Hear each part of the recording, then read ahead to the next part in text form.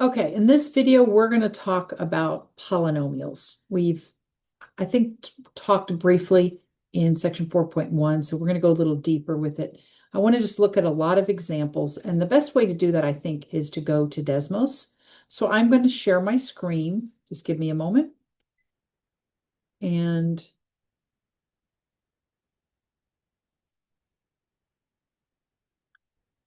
let's start with. All right, so if you will recall, a polynomial is a function that is expressed as a sum or difference of terms of x with powers on x and coefficients or constants multiplied by those powers on x. And that's a mouthful, but let's just look at some examples to sort out what I mean. Okay, so the first example I want to look at is the most basic polynomial, and that's just a horizontal line. Okay, we're familiar with horizontal lines already. We've done some work with those. So let's say we have y equals 2. You might say, well, how is that a polynomial? Well, remember I said you have powers on x multiplied by constants. So I can represent this polynomial instead of just y equals 2 as y equals 2 times x, and then I'm going to put a power of 0 on that. And what you'll notice is, okay, so the purple line is the function expressed as simply y equals 2, or y equals a constant. And then the black line is y equals 2 times x to the power of 0. Well, that's the same function because x to the 0 is just 1.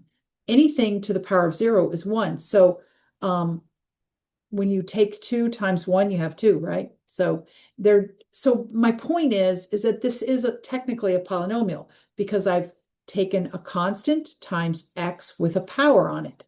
Now, the degree of the polynomial is the highest power on x, and the leading coefficient is the constant multiplied by x for that particular term. So here in this polynomial, we only have one term, and the highest power on x is 0. So this is a degree 0 polynomial with leading coefficient 2. All right, let's look at a degree 1 polynomial. You're familiar with those types also. Those are just linear functions, which we've talked quite a bit about so far. So we have something like 2x minus 5. So we have a constant term, and then we have a x term with a leading coefficient of 2. This is the highest power on x. It's understood to be 1, right? If I want to write this in polynomial notation or form, I could write it like y equals 2x to the power of 1. Let's see here. Whoops, it's not necessary. I've got my, okay. Minus 5x to the power of 0. Okay, so these two functions are the same. This is just written in a way that you can see the exponents. And we have two terms. This is the constant term because x to the 0 is 1, and that matches the minus 5 here. And this is the power on x being 1, so that's 2x. So I would never write it like this, but I'm just writing it this way so you can see the degree of this polynomial is 1 because 1 is the highest power on x. And the coefficient that goes with that term is 2. So x to the 1, that's the highest power. So the constant in front, or the leading coefficient, is 2. All right. Let's take a look at a degree 2 polynomial. That's just a quadratic function, right? So we are familiar with those. So y equals 3x squared.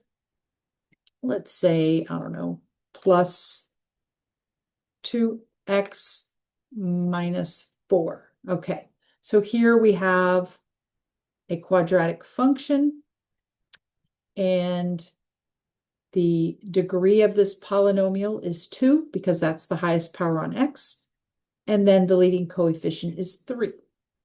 okay?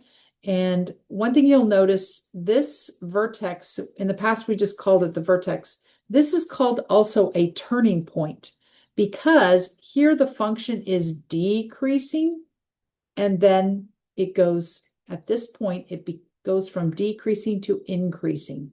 So this particular function has one turning point. And it turns out that if you have a degree n, you can have at most n minus 1 turning points. So if your polynomial has degree 7, you can have at most 6 turning points. And if your polynomial is like, say, degree 3, you can have at most 2 turning points. Similarly, we have intercepts for polynomials, x-intercepts. And a function can only ever have one y-intercept, but it can have many x-intercepts. And we've seen that with linear functions, which is a line. It crosses the x-axis one time. So basically, if you have a degree n polynomial, you can have at most n x-intercepts. So if your polynomial is degree 5, you can have at most 5 x-intercepts. You might have less than 5, but at most 5. So in this particular example, we have a degree 2 polynomial, and we have 2 x-intercepts. All right, let's take it to the next level, degree 3. So if I just add, let's say, x cubed in front of this, x to the power of 3. Okay, so let me go out a little bit. Here we have a degree 3 polynomial, and it's not written here, but it's the leading coefficient is 1, because this is x cubed is just 1 times x cubed. So the leading coefficient is 1 and the degree is 3. And we have 2 turning points. Remember, you have one less, at most one less than the degree. That would be the number of turning points that you could have.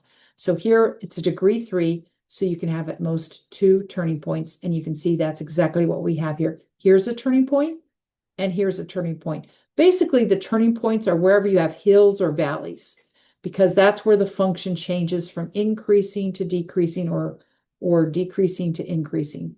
So those are the turning points.